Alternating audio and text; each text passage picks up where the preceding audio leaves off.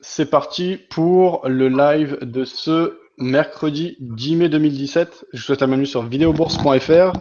C'est un webinaire et une interview d'un trader ce soir avec Tony Lodo qui est Popular Investor chez eToro. Je vous souhaite la bienvenue. Vous pouvez participer via le chat écrit à tout moment, aussi bien sur YouTube que sur Vidéobourse. Et Tony, je vais te laisser la parole et je vais déjà te laisser te présenter. Bonjour Fabien, merci tout d'abord pour ton invitation. Donc je suis chez eToro depuis 4 ans. J'ai démarré chez eux, j'étais complètement novice sur les marchés financiers, n'étant pas de formation dans ce milieu. Donc j'ai tout appris en autodidacte, comme on dit, sur la plateforme eToro. Je n'ai pas fait d'autres plateformes, j'ai uniquement travaillé avec eux et j'en suis très content, d'où le fait que je suis resté chez eToro. Donc ça fait 4 ans cette année. Mon parcours chez eToro, il est simple. Pendant les 2 premières années, j'ai surtout mis au point ma méthode. J'ai passé 2 ans, 2 ans, le jour, même la nuit, à mettre au point la méthode que j'utilise aujourd'hui. Donc ça a été long, ça a été laborieux, puisque je n'avais pas de connaissances, bien sûr.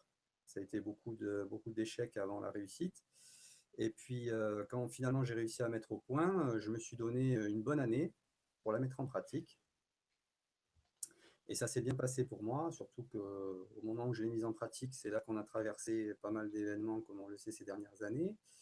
On a eu par exemple l'euro-dollar qui a chuté de 40%, on a eu un Brexit, on a eu l'inattendu Trump qui est arrivé à la présidence, on a eu surtout l'année 2016, 2015, 2016, on a eu pas mal d'événements qui ont fait que ça m'a permis justement de tester cette méthode et de voir que dans des gros mouvements de marché, elle était parfaitement efficace et sans risque surtout.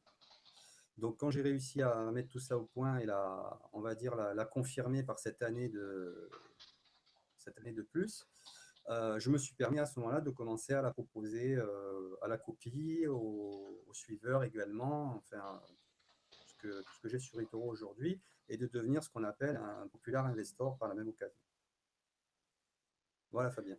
Très bien. Je vais vous mettre le lien vers la plateforme eToro et vers le profil de Tony. Vous pourrez ainsi découvrir donc son profil, échanger avec lui si vous êtes utilisateur d'eToro et avoir pas mal de statistiques, ses performances, ses résultats.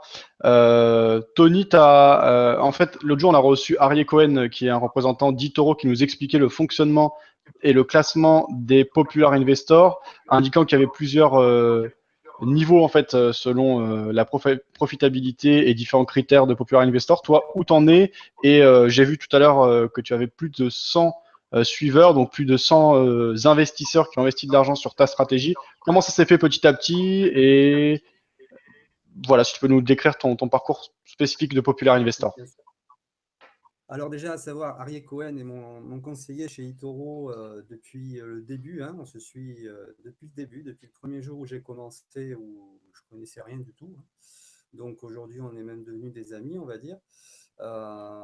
Et donc quand j'ai démarré le Popular Investor, c'était il y a un peu plus d'un an. C'est pas si vieux, parce que comme je l'ai expliqué auparavant, je ne l'ai pas fait tout de suite pour des raisons de confiance en ce que je faisais, pour ne pas emmener des gens derrière moi, derrière une méthode qui ne serait pas efficace dans le temps.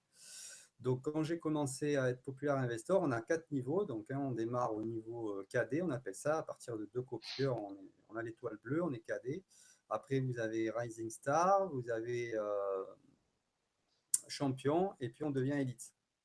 Donc, moi, en fin de compte, j'ai commencé comme KD. J'étais encore Rising Star il y a 2-3 mois. Donc, on voit que le chemin est long quand même pour accéder au plus haut niveau. Et puis, du fait des capitaux qui sont investis sur moi en copie aujourd'hui et des performances et du nombre de copieurs, j'ai pu accéder récemment au dernier niveau qui s'appelle le niveau élite. Voilà, niveau élite, donc c'est le dernier niveau chez eToro où là, on est, euh, on est rémunéré euh, à la fois avec un fixe et on a un pourcentage par rapport justement à ce qu'on appelle l'AUM. C'est ce fameux montant qui était investi sur nous en copie. Plus ce montant est important, plus le Popular Investor Elite va avoir une rémunération importante. Donc, ce n'est pas négligeable. On devient à ce moment-là on peut dire qu'on devient professionnel du trading quand on accède à ce niveau, du moins chez eToro. Alors effectivement, nombre de. Par contre, j'ai de l'écho. Je sais pas si tu peux baisser un tout petit peu ton son, s'il te plaît, Tony. Bien sûr. Merci. Et C'est j'avais mieux? aussi juste sur le chat une remarque qui disait qu'on t'entendait moins fort. Alors je sais pas si tu as la possibilité de te rapprocher du micro ou pas. Alors, on va essayer. Voilà, c'était juste les quelques retours que j'avais. Donc par rapport au programme Popular Investor, effectivement, je pense que c'est un des grands avantages d'eToro aujourd'hui, c'est de permettre à des traders d'être suivis et c'est un concept qui se développe beaucoup. L'un des grands avantages d'eToro, c'est bien de s'adresser à une clientèle qui est très vaste puisque eToro se réclame de plus de 5 millions d'utilisateurs à travers le monde. Donc quand on a des bons résultats, on peut être visible de beaucoup de personnes. Ton parcours est intéressant. Alors je ne sais pas si tu peux parler exactement des totaux de capitaux qui te suivent actuellement, puisque eToro, en fait, au-dessus de 300 000 n'indique plus. Mais toi, aujourd'hui, avec plus de 100 investisseurs, avec combien de capitaux Alors, tu trades finalement? oui, oui, je peux te dire ça tout de suite. Ce matin, j'étais à 354 000 dollars exactement d'investis sur mon compte. D'accord. Ce chiffre, il peut varier d'un jour à l'autre en fonction. Vous avez des gens qui vont remettre des capitaux, comme ils vont en enlever. J'ai déjà atteint les 370 000 il y a quelques semaines. Voilà, ça varie un petit peu, mais ça reste en évolution de toute façon. Alors, soit ce sont des nouveaux copieurs, soit, ce qui est souvent le cas pour moi, ce sont des copieurs qui réinvestissent, qui font un nouveau dépôt du fait qu'ils sont contents des résultats et du coup, ça les met en confiance et ils rajoutent des fonds sur la copie. Pour moi, c'est le plus satisfaisant, je trouve, plutôt qu'avoir un nombre de copieurs, mais d'avoir un montant investi par copieur qui est quand même pas mal du tout. Parce que si on fait la conversion, j'ai un peu plus de 100 copieurs. Par rapport à l'AUM total, c'est pas mal du tout au niveau des résultats. Ok, parfait. Quel type d'approche tu utilises? Tout à l'heure, avant l'émission, on s'était appelé pour s'organiser, etc. Tu me dis que tu souhaites pas rentrer dans le détail de ta stratégie, ce qui est compréhensible.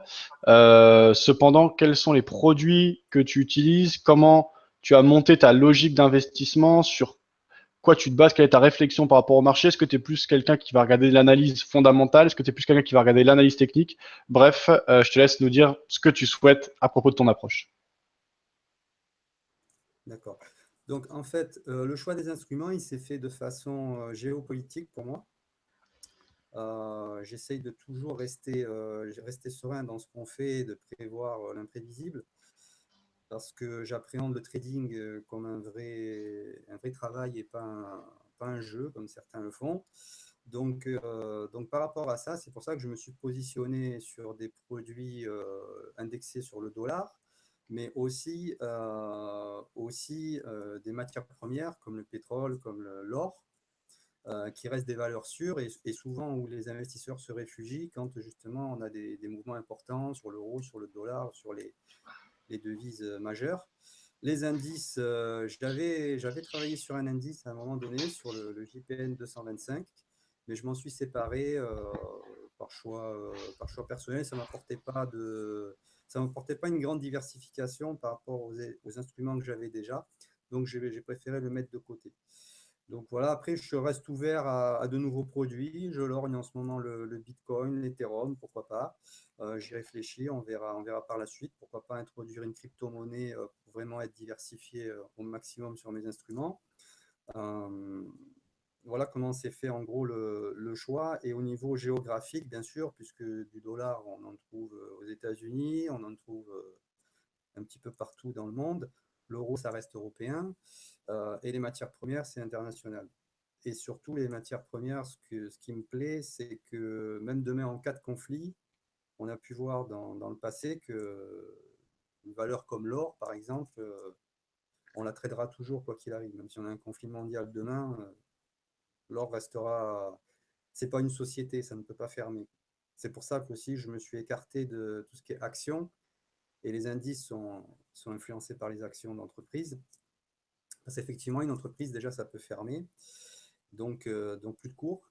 Et d'autre part, les cours sont très volatiles par rapport aux devises, aux matières premières, où c'est quand même plus stable. Et pour le trading que je fais moi, c'est plus intéressant. Voilà. Après, ça, c'est vraiment une approche personnelle par rapport à ma méthode à moi et qui n'engage forcément pas tous les traders, puisqu'on a tous notre méthode, notre stratégie et notre façon de trader. Tout à fait. Est-ce que tu as une approche similaire sur tous les produits? Est-ce que tu t'adaptes vraiment à chaque produit en le comprenant et en montant une stratégie spécifique pour chaque produit? Alors, il y a les deux. Il y a une méthode, j'aime pas parler de stratégie, je dirais plus que c'est une méthode. Voilà, c'est une méthode, ce que j'ai mis au point. Cette méthode, elle s'applique de façon générale à tous les instruments et je pourrais demain, si je traite le Bitcoin, l'appliquer aussi sur le Bitcoin. Par contre, dans le détail, ce qui va changer, ça va être par exemple l'effet de levier, ça va être le nombre de positions que je vais ouvrir par rapport à l'achat, par rapport à la vente. Voilà, c'est plus ça dans le détail qui va changer, mais après la méthode reste en généralité la même pour les différents instruments.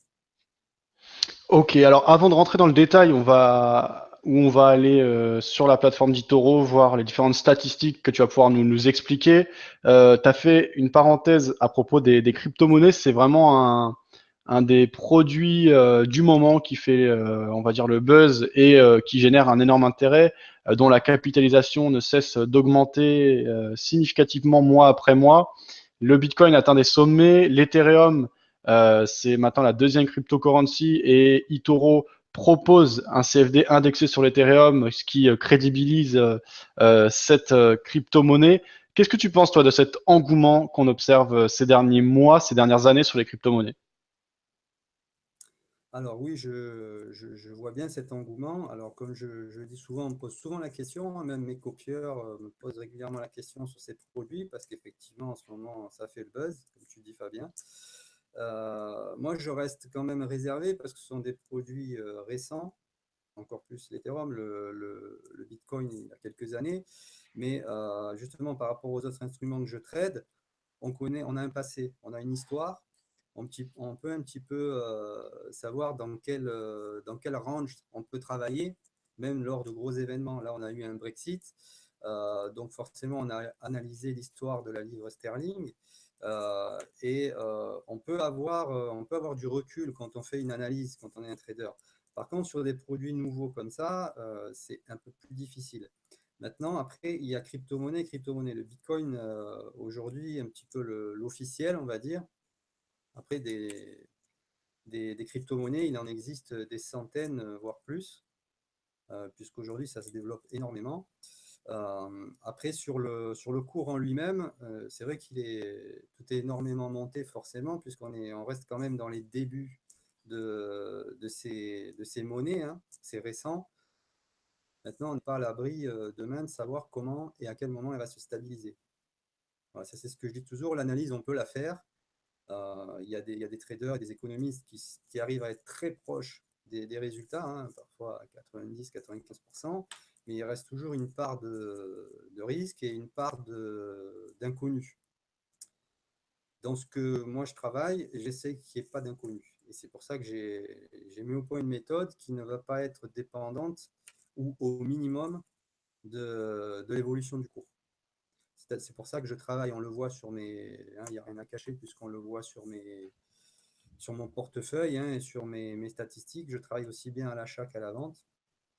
Donc si demain je devais trader le Bitcoin, par exemple, je travaillerais à l'achat et à la vente. De la même façon, dans les deux sens. Et je travaillerai justement sur les ranges qui peuvent être intéressants aujourd'hui. C'est pour ça que je le range, parce que c'est vrai qu'il y a de la volatilité. Maintenant, attention à la volatilité. Il faut toujours bien garder à l'esprit que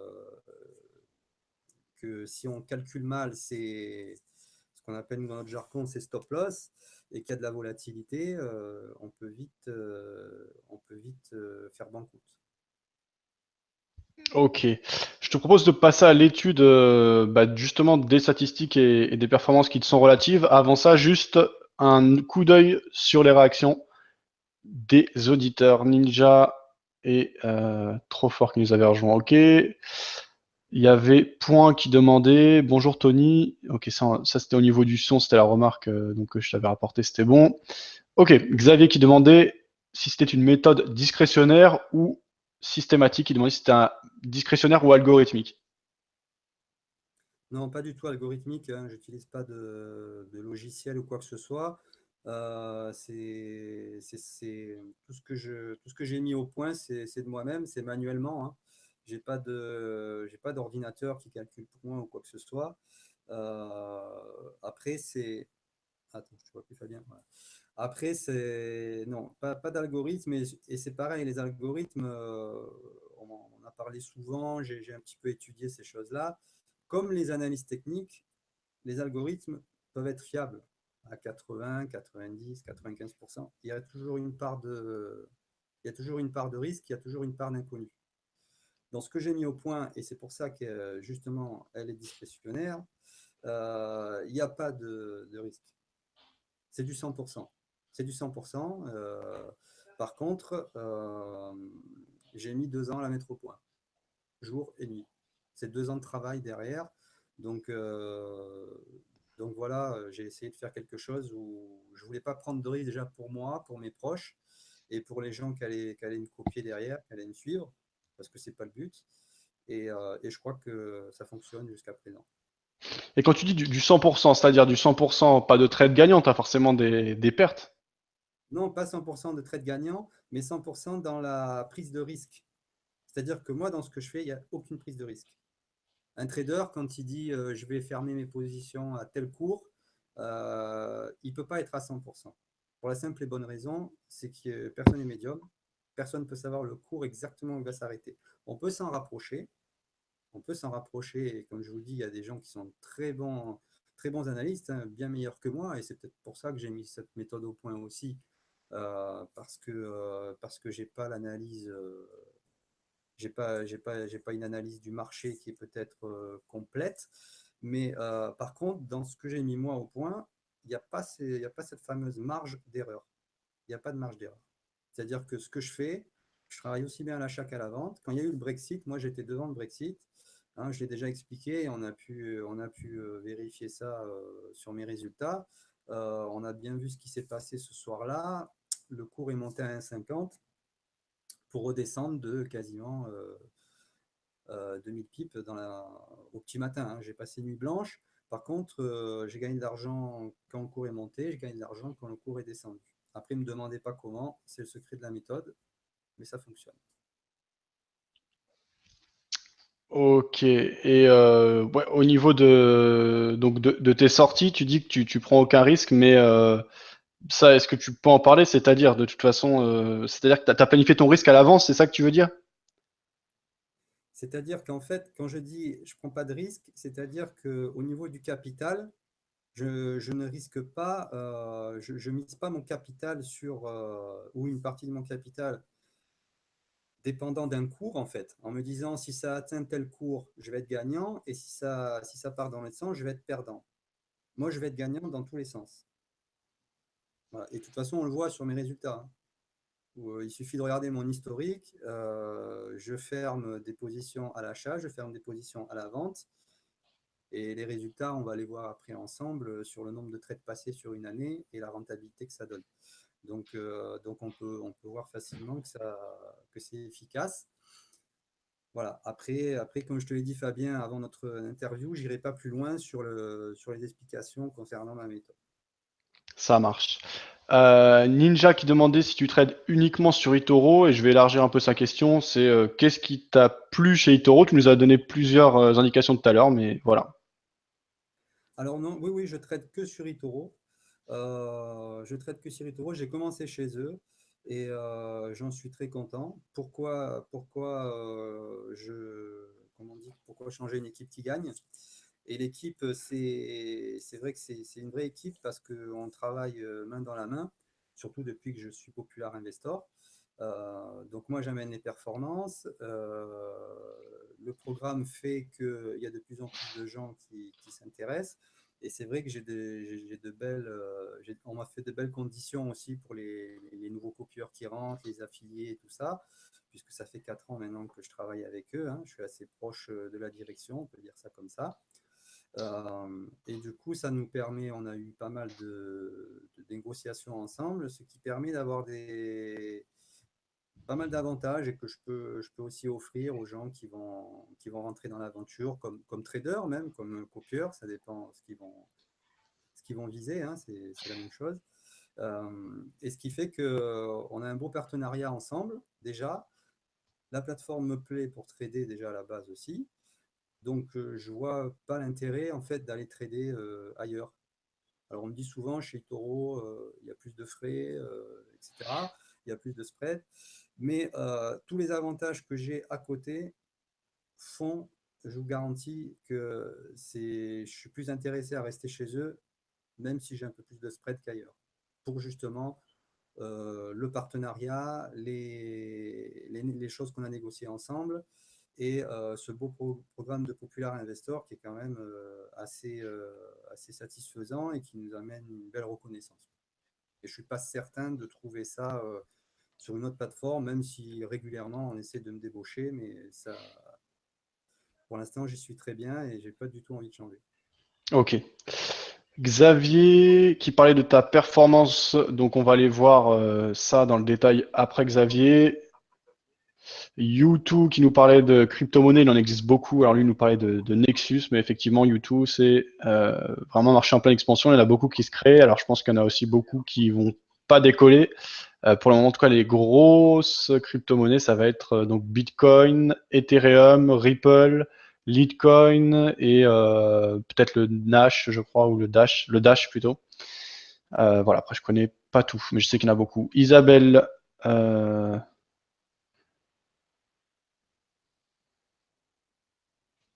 alors, ça ok. Ok, on va enchaîner. Juste un coup d'œil aux questions sur Vidéo Bourse. Ça, c'était bon. Alors, Manu qui demandait un vrai trader qui trade et en vit-il en étant chez eToro? En fait, il posait une question. Est-ce que d'après toi, on peut monter un vrai business et travailler à son compte uniquement en étant Popular Investor, ou est-ce que ça reste une activité complémentaire à un métier plus classique? Alors, je réponds tout de suite, c'est tout à fait envisageable et c'est ce qui m'arrive aujourd'hui. Et donc, pour cette raison, je suis en train de voir un changement majeur professionnel par rapport à ça, justement, puisque aujourd'hui, je peux dire que Itoro me fait vivre largement davantage que mon emploi initial. Donc, j'en arrive aujourd'hui à ça, justement. Donc, voilà, la réponse, elle est là. On peut effectivement en vivre. Alors, après, il y a plusieurs façons d'en vivre, hein, puisqu'il y a plusieurs opportunités chez Itoro. Alors, il y a la façon en tradant, puisqu'en tradant, on peut en vivre de ses gains, hein, on peut dire ça comme ça, en fonction des performances qu'on fait et du capital qu'on a investi, bien évidemment, hein. Ensuite, on peut en vivre par le programme Popular Investor, comme on en a parlé, hein, en fonction des différents niveaux. On va dire que par contre, là, il faudrait au moins arriver au niveau champion déjà pour avoir une petite rémunération intéressante et voir au niveau élite pour vraiment en vivre confortablement, comme c'est le cas aujourd'hui pour moi.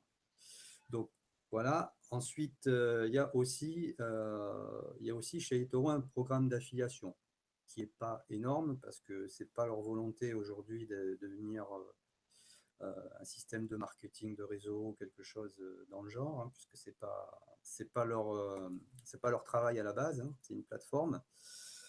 Mais il y a un petit programme d'affiliation qui est sympa et qui permet de recevoir quelques dividendes sur les clients qu'on peut ramener chez eToro.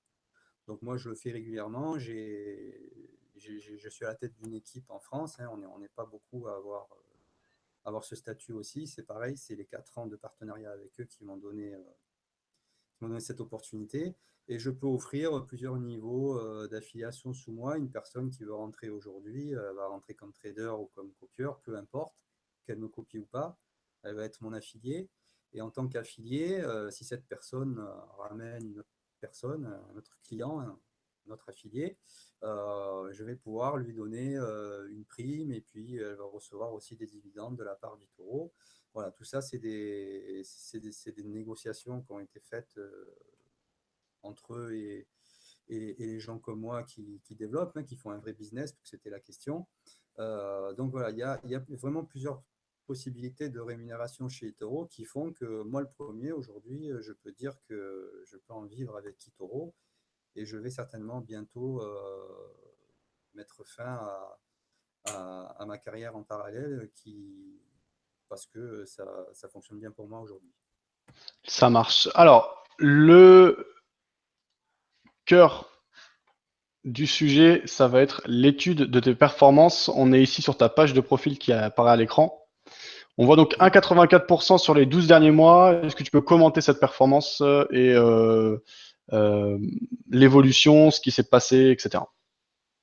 D'accord.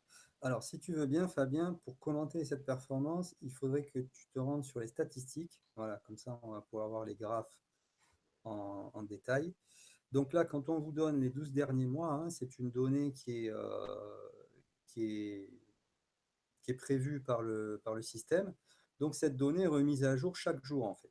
Donc, chaque jour, vous avez la performance sur les 12 derniers mois. Donc là, on peut remonter sur le graphique et voir les 12 derniers mois, ce que ça a donné pour moi, par exemple. Donc on voit qu'il y a quand même certains mois qui sont en négatif, d'autres en positif. Et donc ils font le calcul et ils vous donnent en direct le pourcentage au bout d'un an. Alors ce qu'il y a, c'est que ce pourcentage, il est bien sûr indexé à l'instant T sur les positions qui sont en cours actuellement.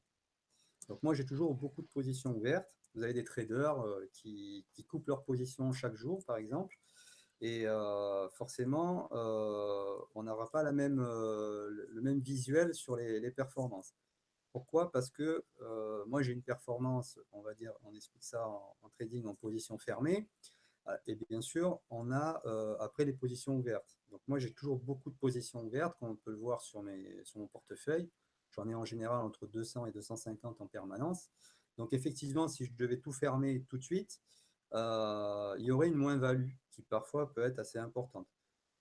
Sachant que cette moins-value, moi, je m'accorde toujours à la laisser à maximum 40% du capital engagé. C'est-à-dire que sur le capital que j'engage, maximum, on aura une moins-value de moins 40%.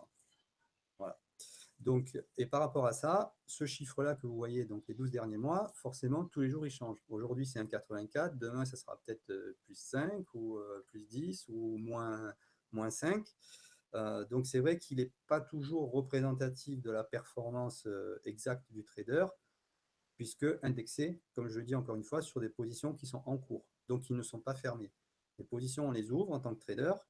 Un matin, on se réveille, on prend une position sur l'or. Ça va vous donner en fait une lecture en temps réel de cette position. Et toutes ces positions mises une à côté de l'autre, ça va vous donner ce chiffre. Par contre, ce qu'on ne donne pas, c'est comment va être fermée cette position. Est-ce qu'elle va être fermée en gain ou est-ce qu'elle va être fermée en perte? Ça, sur l'instant T, on ne peut pas le savoir. C'est un encours. On peut appeler ça un encours. Euh, donc, ce qu'il faut regarder surtout, c'est le trader. Moi, ce que je conseille hein, quand vous choisissez un trader, c'est d'aller voir les positions qu'il a fermées et la rentabilité qu'il a sur les positions fermées. S'il a fermé, par exemple, 500 positions, il a 40% de rentabilité. Ça veut dire que 6 positions sur 10, il les ferme en rouge. Et là, c'est pas terrible. Donc, c'est ça qu'il faut regarder déjà en priorité. Et puis après, on a une autre donnée qui est plus intéressante que les statistiques qui sont vraiment indexées que sur les positions ouvertes. C'est vous avez le graphique, vous avez une simulation de copie. Là, je m'adresse plus aux copieurs, où on peut voir effectivement qu'est-ce que peut vous rapporter un trader au bout d'une période donnée si vous aviez investi, par exemple, 10 000 $, sur lui en copie. Donc ça, Fabien, si tu veux bien, on peut basculer sur le graphique, on peut montrer ça en tant que résultat plus probant. Je trouve que cette statistique qui finalement change tous les jours. On le voit tous les jours, elle est différente. Très bien. Là, j'ai basculé donc sur les résultats que tu as obtenus sur l'année en cours. Donc, on voit que si on était parti d'un capital de départ de 10 000 $, on serait à 12 351 Voilà, $, c'est ça? c'est ça. Donc en fait, ça, c'est la performance, pareil en temps réel. Donc la personne qui Incluant les aurait positions ouvertes. Alors, je t'explique, Fabien. La Ouais, personne qui aurait simulé une copie à 10 000 dollars au 1er janvier aurait à ce jour 12 351 dollars si elle ferme toutes les positions ce soir, là maintenant, d'accord. c'est-à-dire ce matin. Alors après, bien sûr, moi je déconseille fortement, et je suis sans cesse en train de le répéter, aux copieurs de fermer toutes ces positions d'un coup, et surtout au bout de quelques mois de copie. Après, on n'a pas tous la même façon de trader. Moi, dans ce que je fais, et je le dis bien aux copieurs avant qu'ils commencent à me copier, je propose une méthode rentable à long terme. C'est-à-dire que si la personne commence à me copier, elle me copie 3 mois et elle ferme toutes ses positions, il y a de grandes chances qu'elle ne sera pas bénéficiaire. C'est pour ça que je le conseille dès le départ de ne pas fermer la copie. Après, il y a des moyens de faire. Quand on veut retirer de l'argent de la copie, on peut désinvestir une somme. Il y a des manipulations à faire que nous, traders, savons très bien faire, et on peut le faire pour les copieurs ou leur expliquer.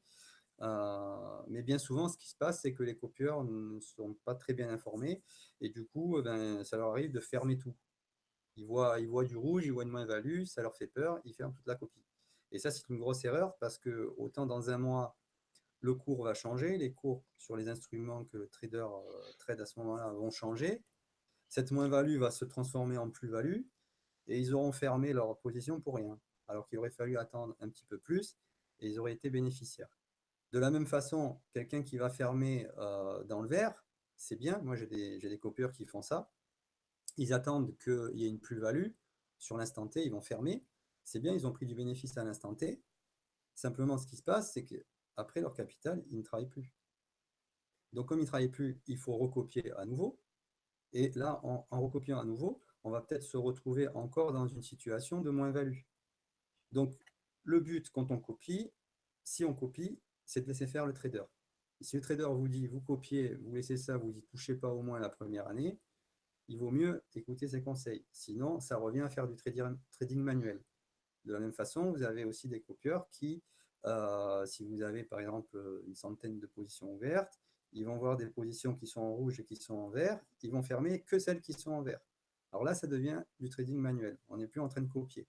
Donc dans ce cas-là, les copieurs qui font comme ça, il vaut mieux qu'ils se mettent à trader eux-mêmes, qu'ils essaient de trouver leur propre stratégie, si ça les intéresse. Moi, j'ai des copieurs qui deviennent après traders, bien sûr, hein, pourquoi pas. À ce moment-là, il vaut mieux faire soi-même, parce que là, finalement, on fait moitié de la copie et moitié du trading manuel.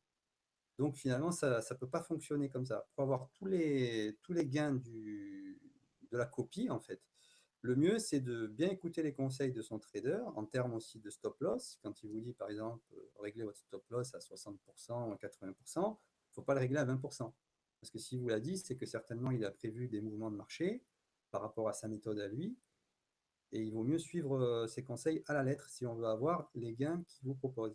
Sinon mais, il vaut mieux trader tout seul. Mais faire les choses à moitié, forcément, on aura des résultats à moitié. Ouais, je comprends. Ok. Alors, après, là, on a donc les résultats sur l'année. Si par exemple, je bascule à il y a un an, donc là, on passe sur les 12 derniers mois. Donc, ça donne ça. Oui, Donc, on voit qu'actuellement, s'il y a un an, on avait investi 10 000 dollars, on serait à 13 455 dollars. voilà. Alors là, c'est le bon exemple de pour illustrer ce que je disais à l'instant. La personne a commencé, donc il y a un an, elle a mis 10 000 dollars.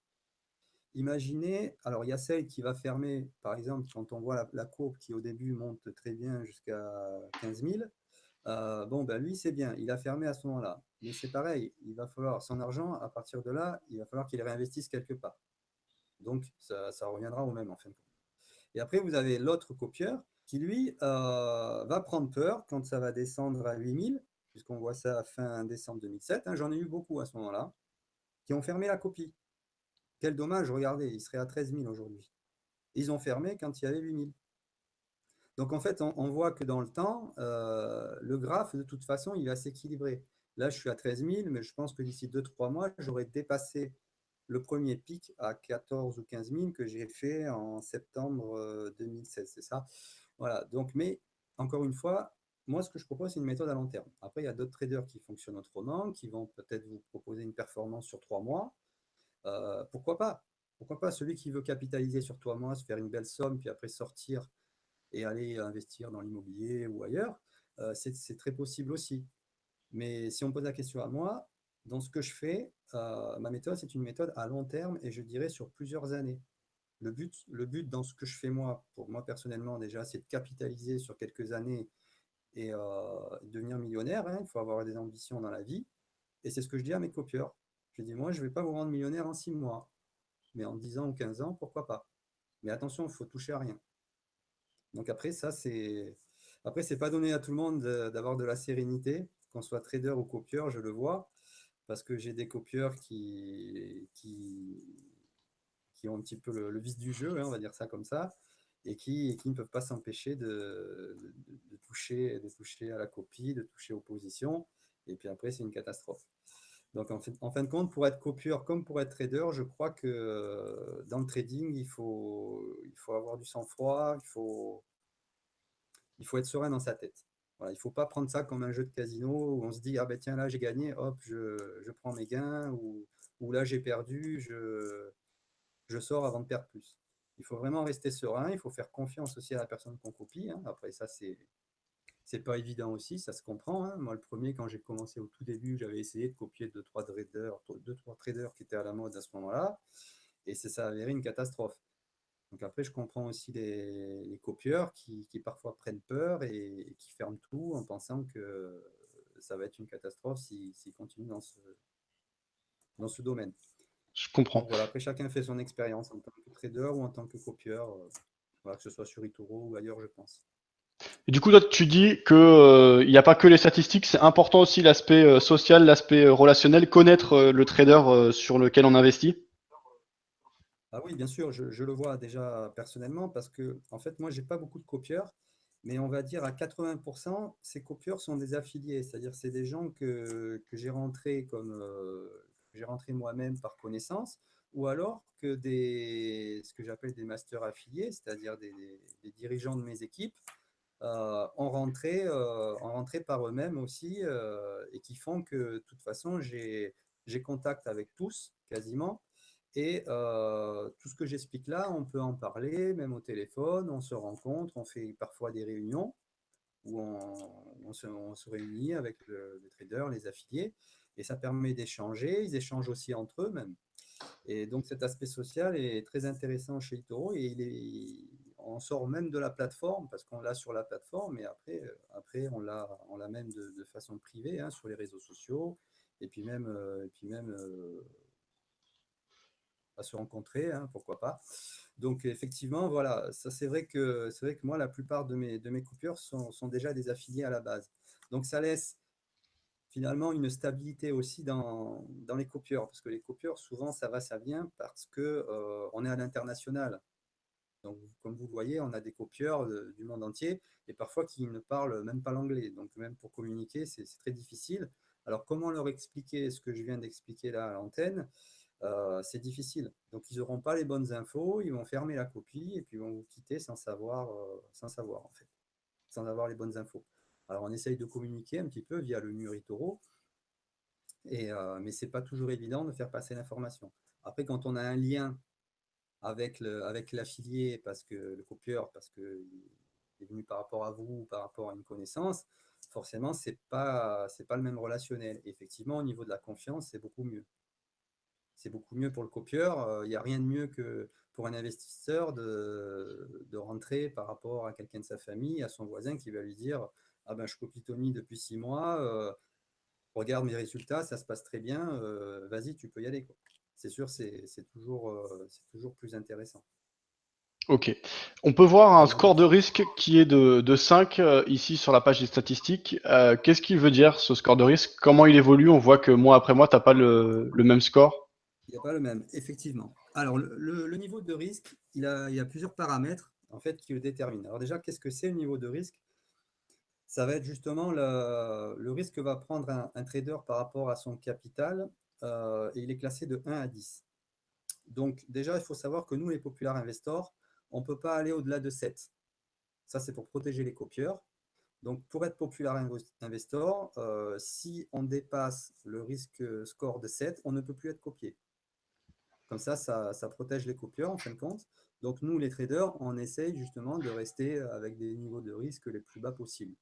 Maintenant, en fonction du trader et de la stratégie qu'il a, Il y a des traders qui vont présenter des niveaux de risque de 1, de 2, comme d'autres qui vont présenter plutôt du 5 ou du 6.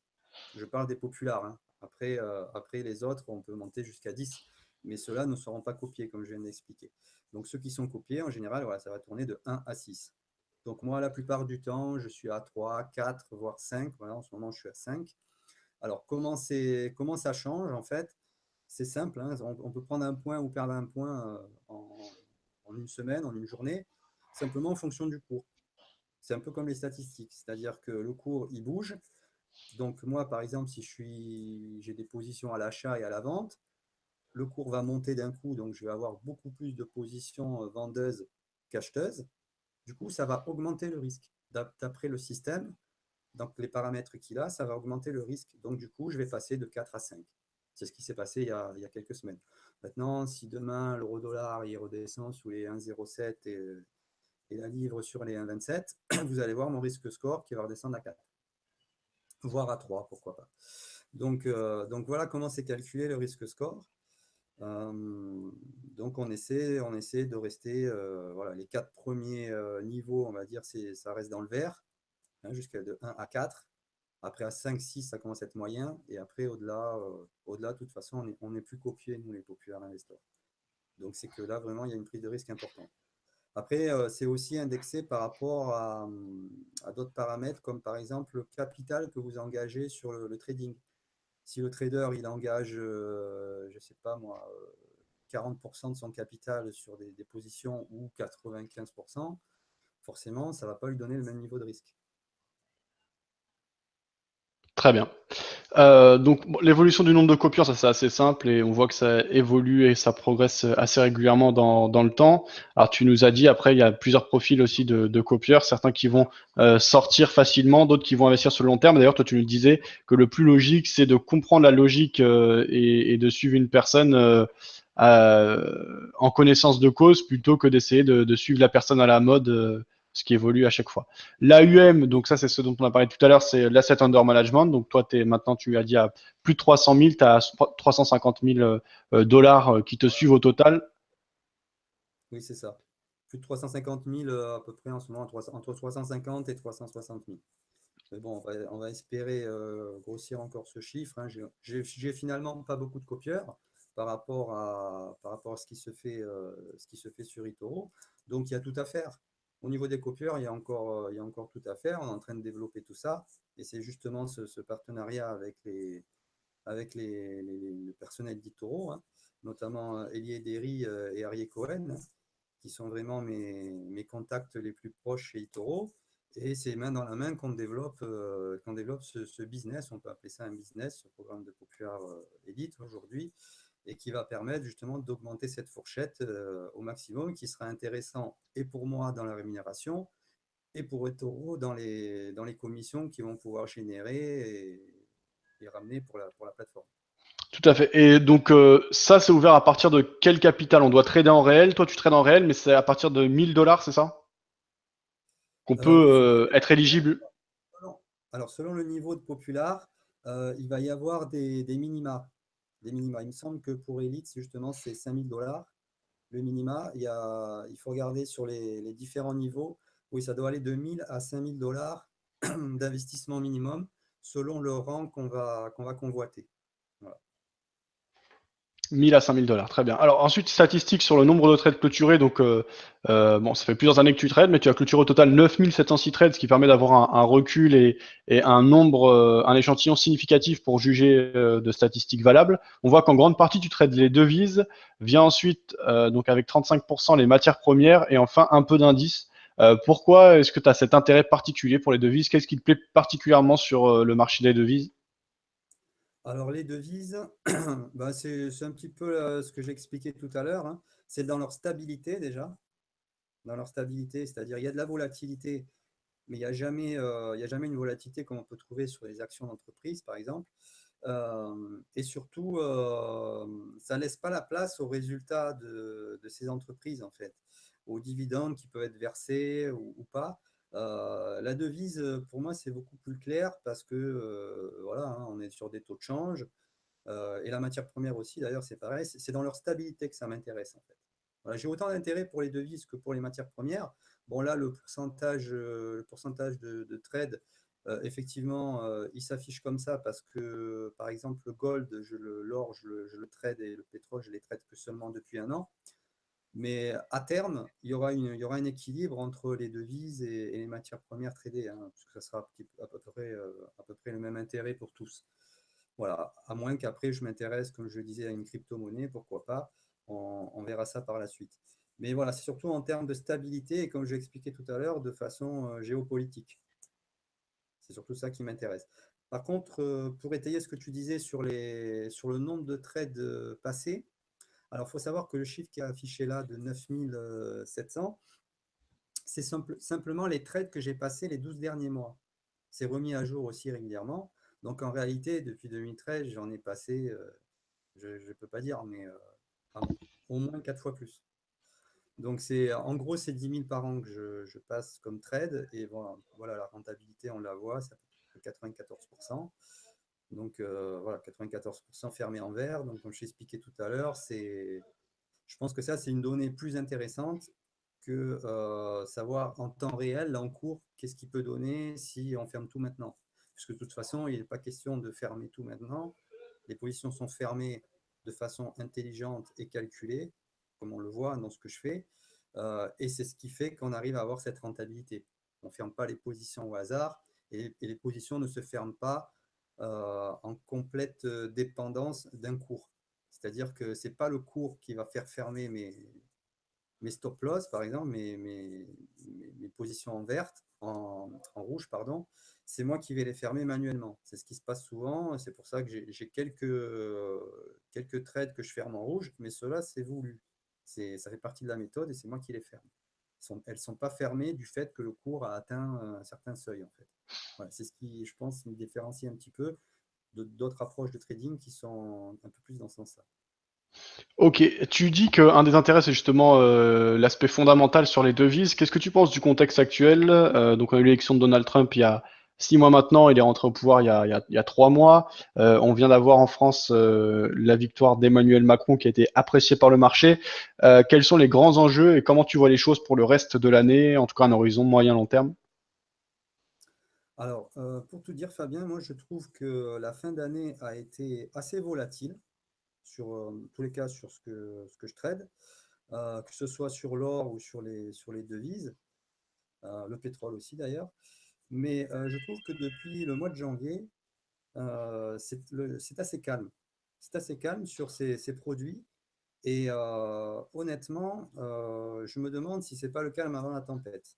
Parce que Trump est arrivé au pouvoir, c'est vrai, il y a eu pas mal de mouvements en fin d'année, mais depuis le début d'année, c'est calme. Alors, est-ce qu'on attendait aussi les élections françaises pour avoir un petit peu le résultat? Parce que c'est vrai que si c'était son adversaire qui était passé, on s'attendait peut-être à un Frexit et forcément, ça aurait pu faire énormément bouger les marchés là-dessus.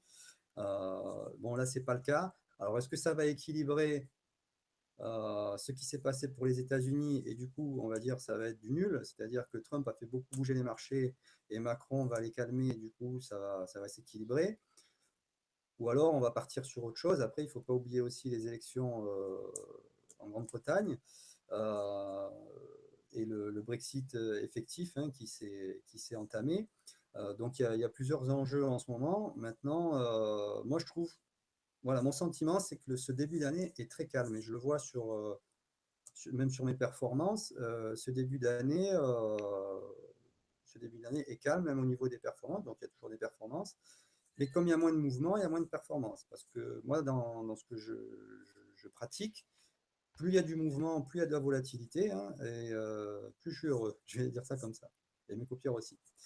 Donc nous, traders, c'est vrai que quand il y a du mouvement, c'est mieux pour nous.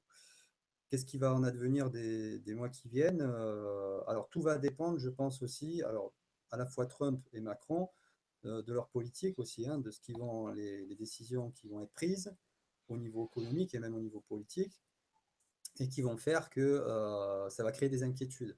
Puisque le trading, c'est ça. Hein. À partir du moment où il y a de l'inquiétude, les marchés bougent. Que ce soit à l'achat ou à la vente, ça bouge. Donc, on le voit souvent, d'ailleurs, ça se voit souvent sur l'or. moi je traite beaucoup l'or, donc je connais bien ce produit aujourd'hui. L'or, c'est vraiment ce qu'on appelle le refuge, hein. Dès qu'il y a une inquiétude sur une devise ou voilà, sur l'international, tout de suite, les investisseurs vont se mettre sur l'or et ça va faire grimper le cours immédiatement. Alors ça, c'est voilà. Quand il y a un sentiment d'inquiétude comme ça, automatiquement, ça répercute sur l'or. Donc, effectivement, si les devises restent calmes, eh bien, ça stabilise l'or aussi. Et si ce n'est pas le cas, ça peut faire tout bouger en même temps. Et le pétrole aussi va suivre. Donc, puisque le pétrole, hein, de toute façon, ça reste quand même largement sensibilisé par l'aspect du dollar, hein. Donc, quand le dollar il fluctue, le pétrole en général, tout va ensemble. C'est pour ça aussi que j'ai fait ces choix d'instruments, parce que tout s'entrecoupe en fait. Mais après, il y a tellement de paramètres, et c'est vrai qu'en trading, c'est difficile. C'est pour ça que c'est une question difficile à répondre, parce qu'il y a tellement de paramètres qui font que demain, ma devise ou ma matière première peut bouger, que c'est difficile de répondre. Tout ce que je peux dire, c'est que depuis le début de l'année, moi, je trouve que c'est calme. Et c'est peut-être un peu trop calme. Très bien. Alors, je te propose de jeter un coup d'œil aux questions des membres. Michel qui demande, et si je veux créer un compte chez eToro, as-tu un lien pourrais-je devenir Popular Investor? Alors Michel, je t'avais mis des liens sur le chat écrit plus haut. Si tu souhaites ouvrir un compte chez eToro, tu peux le faire en quelques instants. Pour devenir Popular Investor, bah déjà dans un premier temps, tu peux être copié. Et ensuite, si tu es bon, tu deviendras Popular Investor, comme l'a expliqué Tony. Et Tony, combien de temps ça prend à peu près quand on s'inscrit et qu'on commence à faire de la performance pour devenir un Popular Investor? Alors, ça peut être très rapide, hein, si on fait des performances intéressantes. Alors, tout dépend de l'intérêt que va susciter le trader. Si le trader suscite de l'intérêt sur la plateforme, il va commencer par avoir des followers, c'est-à-dire des suiveurs. Et donc, ces suiveurs vont s'intéresser à son profil. Et par rapport à ça, il va commencer peut-être à avoir des copieurs. Alors, à savoir que pour entrer dans le programme de Popular Investor, en tant que KD, hein, le premier niveau, il suffit d'avoir 2 copieurs. Donc, c'est pas inaccessible, hein. Ce n'est pas des mois de trading non plus. Il suffit de trouver 2 copieurs, hein. Une fois qu'on a 2 copieurs, on peut intégrer le Popular Investor. Après, ce qui va être difficile, c'est de grimper dans les échelons. On l'a vu, hein, on l'a vu dans mon cas, ça a été quand même un petit bout de chemin. Mais après, ça peut aller plus vite, hein. Vous avez des traders qui font leur parcours, qui traversent toutes les étapes très rapidement et qui peuvent monter très rapidement au niveau élite. Donc, pourquoi pas. Après, je pense que c'est une question de motivation, de performance, hein, de résultat, hein, comme on dit. Il n'y a que le résultat qui compte, hein. C'est un petit peu ma devise. Donc, vous faites du résultat, en général, vous serez suivi et vous serez copié. Et c'est comme ça que ça a démarré pour moi, hein. En tout cas, pas les 2 premières années, puisque les résultats n'étaient pas là. Mais après, quand j'ai commencé à être efficace, j'ai commencé à présenter des statistiques intéressantes. Et là, j'ai commencé à être suivi, j'ai commencé à être copié. Et puis, dès que j'ai eu quelques copieurs, ben, j'ai intégré le programme. Et après, ça a continué, voilà, tout simplement. Très bien. Donc Jack qui demandait comment eToro décerne le statut élite. Finalement, c'est la continuité de ce que tu viens de d'énoncer. On continue à progresser et au fur et à mesure, on monte pour atteindre le niveau élite auquel tu es actuellement. Et donc toi, tu as mis quand même plusieurs années à Ah oui, l'acquérir. c'est un travail. Mais après, voilà, après, je suis un exemple parmi d'autres. Il y en a qui vont beaucoup plus vite. Alors après, à savoir que comme je disais, chaque rang a des conditions, hein. Pour voilà, le rang cadet, le premier rang, c'est 2 copieurs. Après, le deuxième, ça va être 50 copieurs. Donc déjà, 50 copieurs, ça met déjà une barrière. En général, c'est le plus difficile à obtenir, le rang Rising Star, le deuxième rang. Une fois qu'on a passé celui-là, qu'on a passé les barres des 50 copieurs, après, ça monte tranquillement. Mais voilà, c'est entre le premier et le deuxième, en général, c'est là qu'il y a le plus de travail à faire pour montrer aux utilisateurs eToro qu'on est valable et qu'on mérite d'être copié. Ok. Et donc à chaque fois, l'évolution dans ces rangs, en fait, ça permet d'avoir plus de visibilité, donc plus de copieurs et donc plus de revenus. C'est ça la logique globale. Je l'explique pour ceux qui nous écoutent et qui ne connaissent pas bien le système d'eToro et le programme Popular Investor. Michel qui demandait toujours si eToro est sérieux. Bah, en tout cas, eToro, c'est un courtier qui existe depuis longtemps, Michel. Il a une régulation FCA puisqu'il y a un siège à Londres et il y a un siège à Chypre, donc pour une régulation SISEC. J'avais interviewé leur PDG récemment qui participait à un gros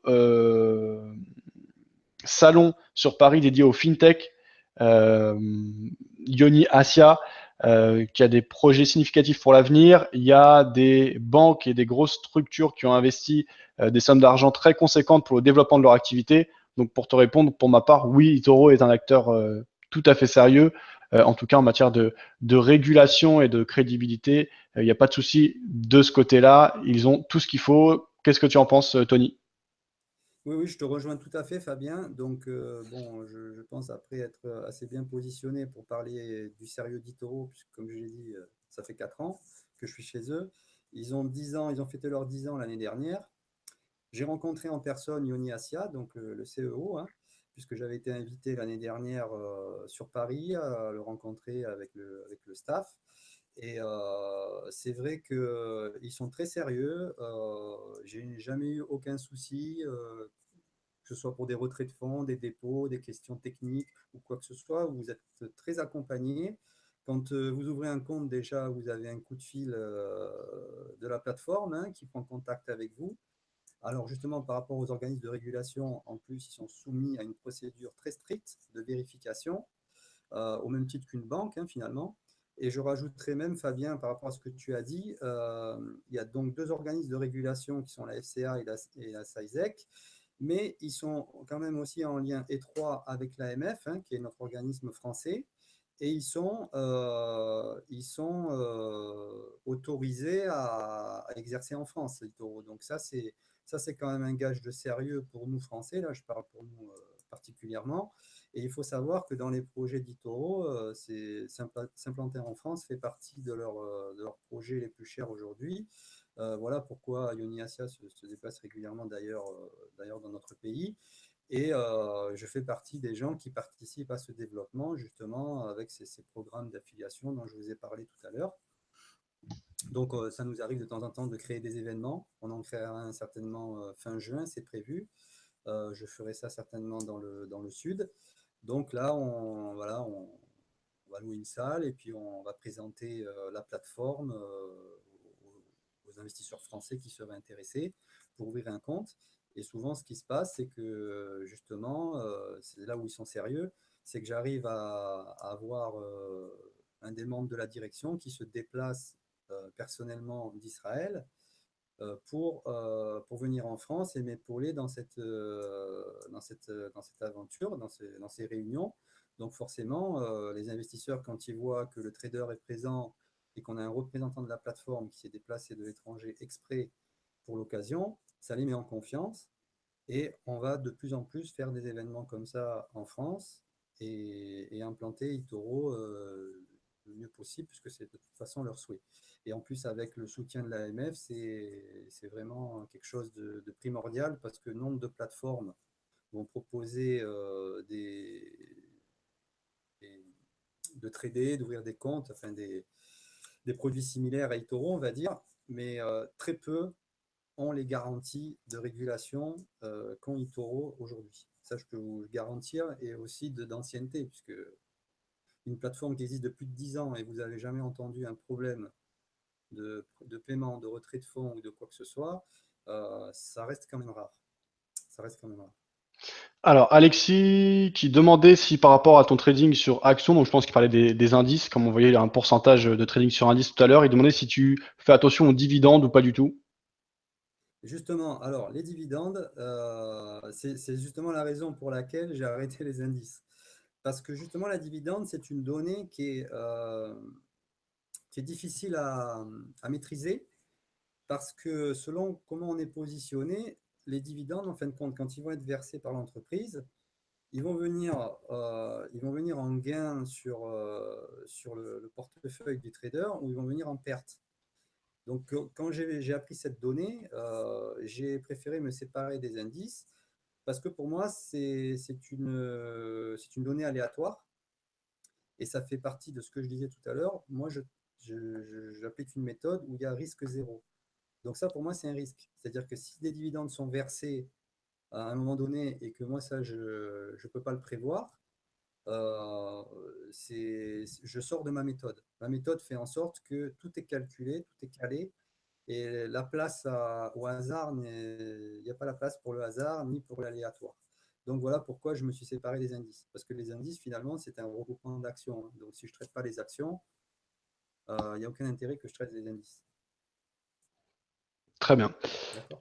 Alors, Michel, qui disait et qui décrivait ton approche comme du placement long terme, comme un gérant et non du trading. Est-ce que tu te retrouves dans cette description? Est-ce que pour toi, ton approche est plus proche de la gestion plus classique que du trading? Oui, oui, oui, je partage tout à fait ce sentiment et c'est comme ça que je l'explique et je le propose à mes copieurs. Hein. J'en ai parlé tout à l'heure. C'est vraiment comme une épargne pour eux, mais à long terme, avec des rendements bien sûr bien plus importants que ce qu'ils peuvent trouver dans les organismes banquiers aujourd'hui. Après, en tant que trader, moi je pense une chose, c'est que pour moi, un trader, c'est pas quelqu'un qui va venir sur les marchés et qui va trader pendant 3 mois ou 6 mois et après qui va disparaître. Ou alors, il a vraiment une stratégie extraordinaire, il a réussi à être millionnaire, tant mieux pour lui, hein, il y en a qui arrivent. Et au bout de 6 mois, il n'a plus besoin de travailler toute sa vie. Donc, hors ces cas exceptionnels, la plupart des traders que j'ai l'habitude de convoiter sont très performants pendant 3 mois, 6 mois, 1 an, et après, il n'y a plus personne. Ce que j'essaye de faire, moi, c'est d'être performant, pas seulement une année, mais toutes les années, et pendant longtemps. Voilà pourquoi, oui, effectivement, c'est un travail à long terme. Et pour moi, un bon trader n'est pas performant que 6 mois ou 1 an. Un bon trader, il est performant tout le temps. C'est pour ça que régulièrement, je vois des gens qui proposent des formations ou qui vous disent qu'ils ont 20 ans de trading. Moi, je suis assez confiant pour dire aujourd'hui qu'avec la méthode que j'ai mise au point, si dans 20 ans, on est encore ici à faire une interview, Fabien, et que je ne suis pas millionnaire, c'est que j'ai loupé quelque chose quelque part.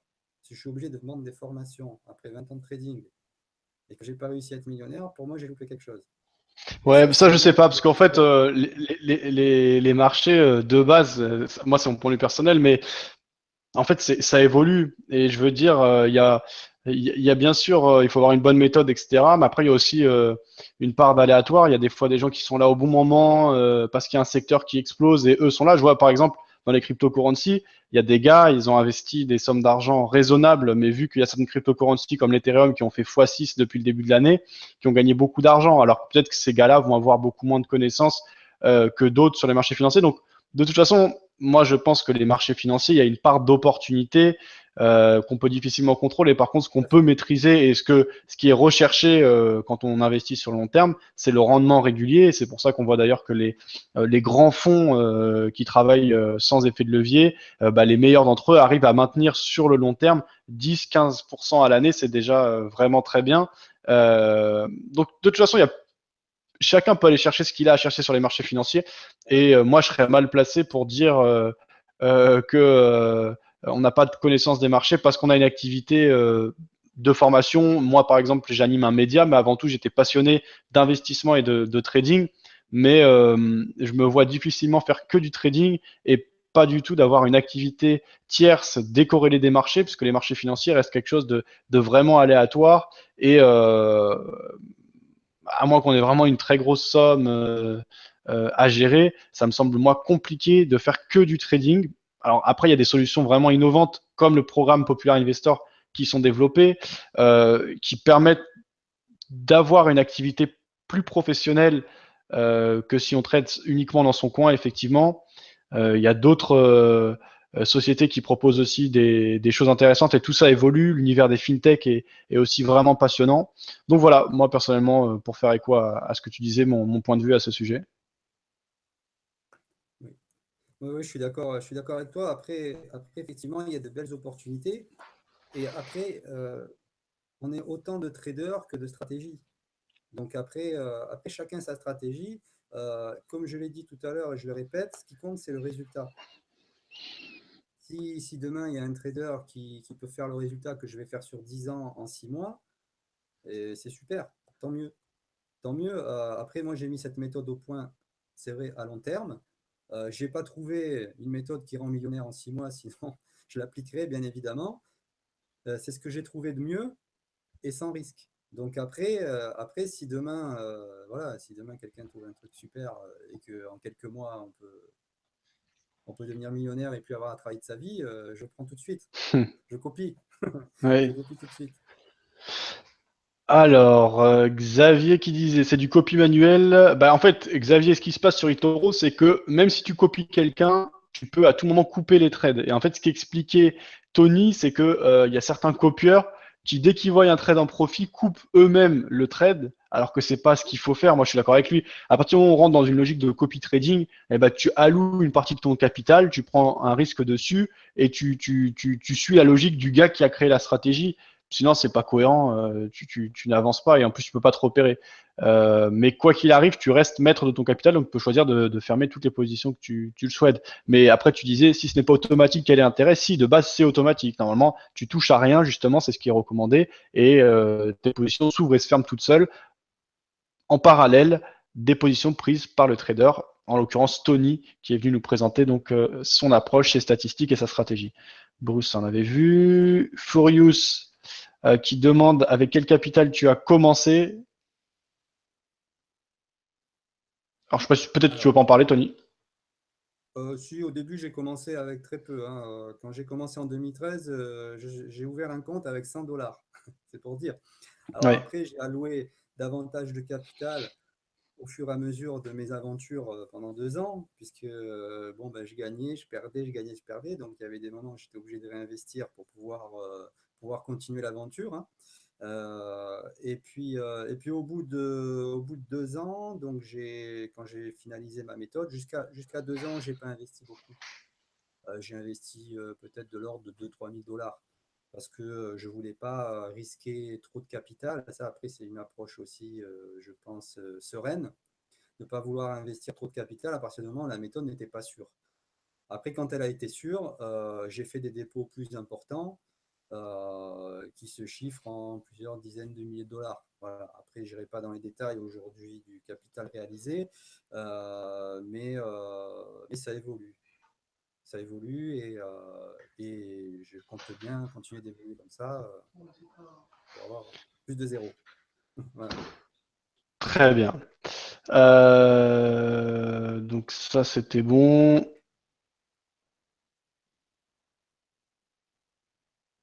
Ok. Alors, beaucoup de choses qui se disent. On va pas avoir le temps de voir tout, mais je regarde quelques dernières questions si tu as encore un peu de temps. Bah, plutôt, on va te laisser développer ton point. Est-ce qu'il y avait d'autres choses qu'on n'a pas évoquées dont tu voulais parler, Tony?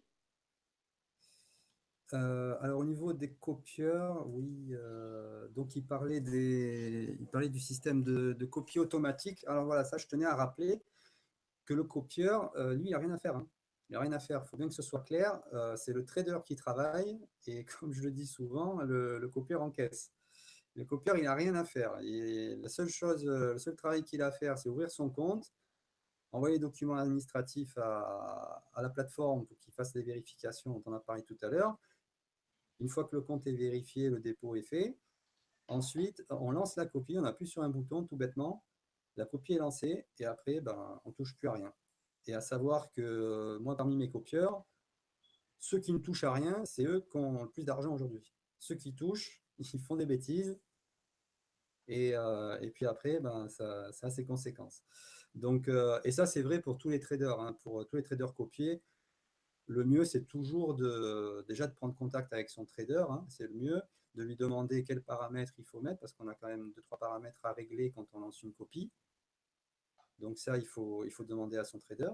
Et puis surtout, de suivre les consignes qu'il vous donne. S'il vous dit de rien toucher, vous ne touchez à rien. Et puis voilà, après, quand il y a des questions, enfin moi le premier, je sais que je suis présent sur les réseaux sociaux et je réponds régulièrement aux questions de mes copieurs, hein, parce qu'il faut quand même être présent pour eux aussi. Parce que souvent, ben, c'est quand même de l'argent qui est investi, hein, souvent pour beaucoup leurs économies. Donc c'est normal d'être présent et de pouvoir répondre aussi à leurs inquiétudes, à leurs interrogations. Ça, c'est aussi en tant que plus populaire investor, on va dire, à partir du moment où on accepte d'être copié, on doit accepter aussi le fait de cette communication, qui est quand même, je trouve, c'est importante et ça les met en confiance aussi, de pouvoir être à l'écoute. Très bien. Chris qui nous demande à partir de combien on peut copier, si on souhaite par exemple te copier Tony, il demande si c'est 100 euros ou 1000 euros ou plus. Alors aujourd'hui, pour entrer chez eToro, minimum, déjà, il faut 200 $ pour ouvrir un compte. Par contre, pour copier un trader, alors moi notamment en ce moment, c'est 400 et quelques dollars pour me copier. Après, selon le trader, selon les positions qu'il va prendre, ça peut aller de 100, 200 $ jusqu'à 1000 ou 2000 $. Parce qu'en fait, c'est calculé en pourcentage de son capital. C'est-à-dire qu'il y a ce qu'on appelle une taille de copie, et la taille de copie calculée en rapport de la taille de ses positions à lui, du trader, qui sont ouvertes, par rapport à son capital. Donc c'est un calcul mathématique qui est assez compliqué. Et une fois qu'il est fait, ça donne en direct le montant minimum pour copier ce trader.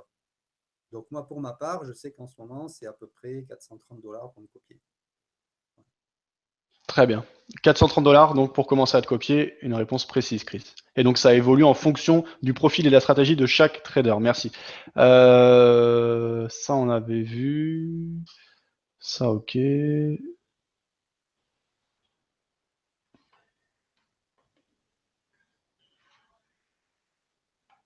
Il y a vraiment beaucoup de choses.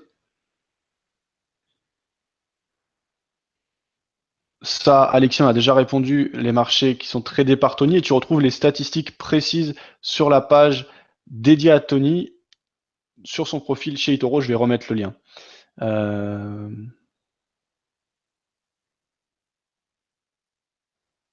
Alors Isabelle qui demandait, est-ce que ça vaut le coup d'injecter 500 € en copiant un trader émérite? Le site prend-il une commission sur les gains de ceux qui copient?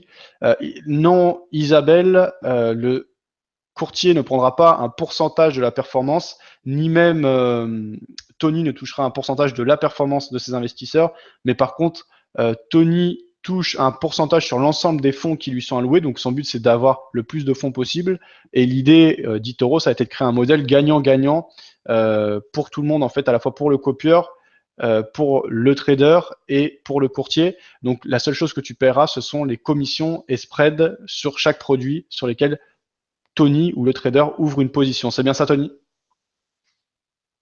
C'est ça, exactement. Alors ça, c'est un point important, justement. Isabelle a bien fait de le soulever. C'est important de savoir qu'on ne fait pas un travail de courtier, c'est-à-dire qu'on ne prend pas l'argent du copieur pour le faire travailler sur les marchés et lui rétribuer une certaine performance. Voilà, ça, c'est un courtier qui fait ça. Là où il y a la différence, c'est que le copieur est complètement autonome. Il a son propre compte. Il peut à la fois copier, il peut changer d'avis un matin, comme on le disait, et se mettre à trader. Mais surtout, ce que je trouve très transparent et très intéressant, c'est que le copieur gagne exactement la même performance que le trader. C'est-à-dire, si demain, je ferme une position avec 10% de gain, et que mon copieur a ouvert un compte, il a copié la position, hein, il va faire exactement 10% de gain. C'est-à-dire qu'à capital égal, le copieur va gagner exactement la même chose que le trader. Et ça, je trouve que c'est appréciable parce que justement, on n'a pas ce sentiment en tant que copieur de savoir qu'on va prendre une commission sur les gains, quoi. Donc, effectivement, comme tu l'as rappelé, Fabien, la rémunération du Popular Investor se fait par la plateforme et pas par le copieur. Le copieur, lui, il fait exactement le même gain que le trader. D'ailleurs, il faut savoir que j'ai moi-même un compte qui me copie moi-même. Voilà, j'ai un compte aussi qui me copie. C'est pour vous dire à quel point le fait d'être trader et copieur engage exactement les mêmes gains. Très bien. Michel qui demandait, si je suis suiveur, puis choisir plusieurs traders à suivre afin de diversifier le risque. Alors oui, Michel, tu peux choisir plusieurs traders, sachant qu'il faut quand même un montant minimum qui peut varier en fonction de chaque trader. Mais avec un compte typiquement de 10 000 $ par exemple, tu peux largement diversifier. Ça peut être un bon modèle. Après, au-delà de ça, Michel, eToro a développé des produits qu'ils appellent les copy funds qui permettent de diversifier automatiquement. Donc il y a aussi des solutions dans ce sens qui sont développées chez eToro.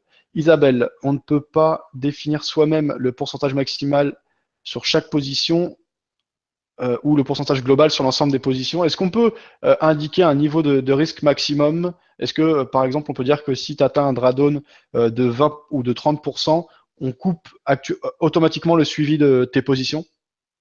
Oui, oui, bien sûr. Alors ça, justement, ça fait partie des paramètres à voir avec son trader quand on ouvre la copie.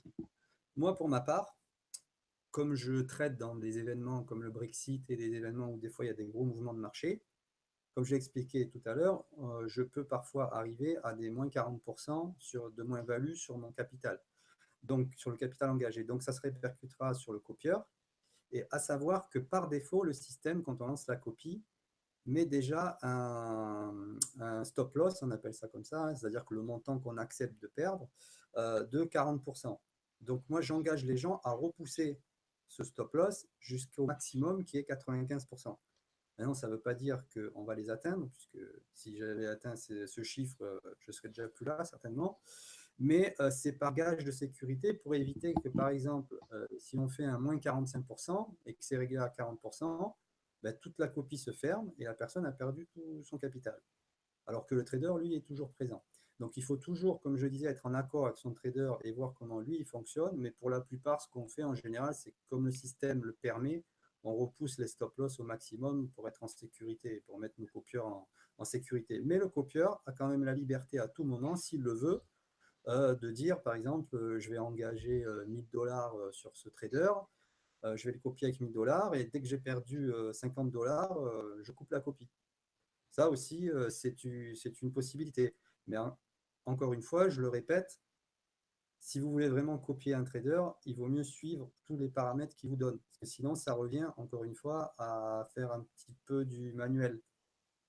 Parce que lui, il va décider à quel moment il va couper ses positions. Et là, en fin de compte, vous décidez à sa place. Donc voilà, on peut le faire, mais pour ma part, je déconseille, je conseille plutôt de se rapprocher du trader qu'on veut copier et de lui demander son avis, tout simplement, hein.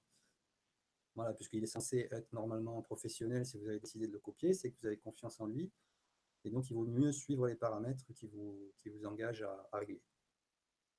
Très bien. Merci Tony pour toutes ces réponses. Comme mot de la fin, je vais te laisser la parole, peut-être nous parler de tes projets et si les personnes qui nous ont écoutés souhaitent te suivre, quelques arguments pour les convaincre.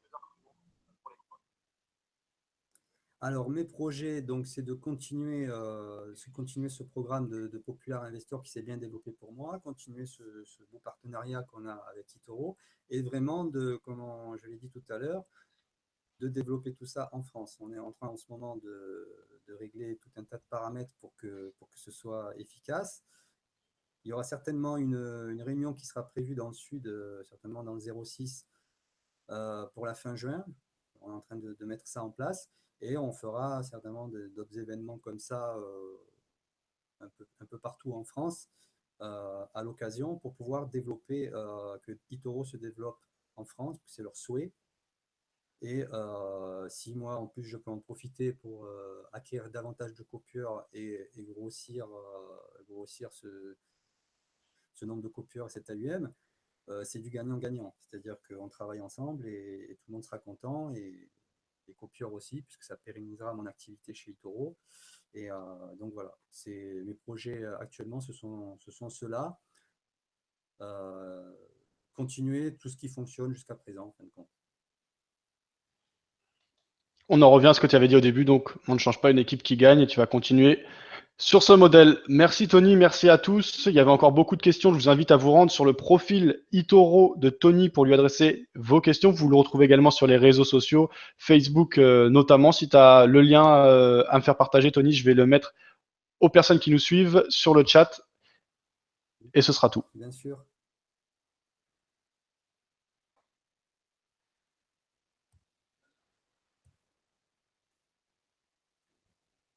Bien, parce que je crois que mon ordi il est un petit peu fatigué.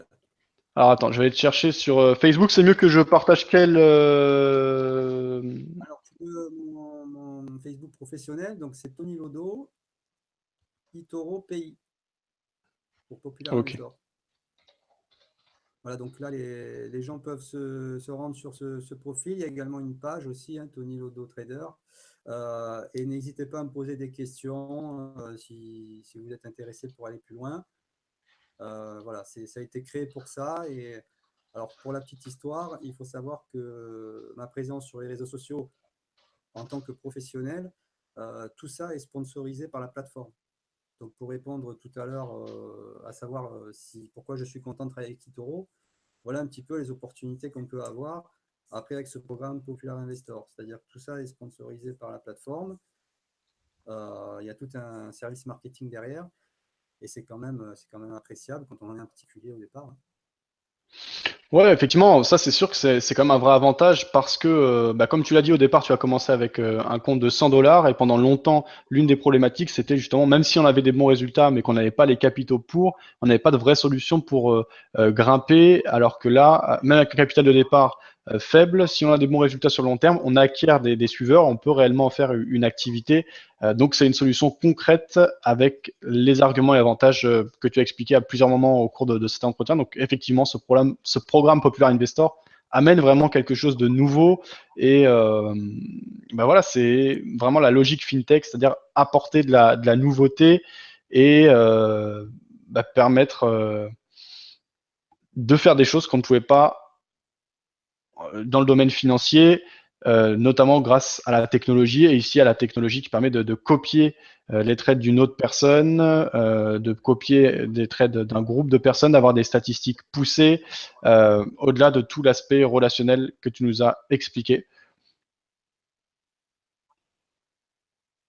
On est d'accord. Eh bien, bonne soirée à tous, bonne soirée Tony, et à bientôt. Merci Fabien. Bonne soirée également, bonne soirée à tous et merci de cette interview. À bientôt. Ciao.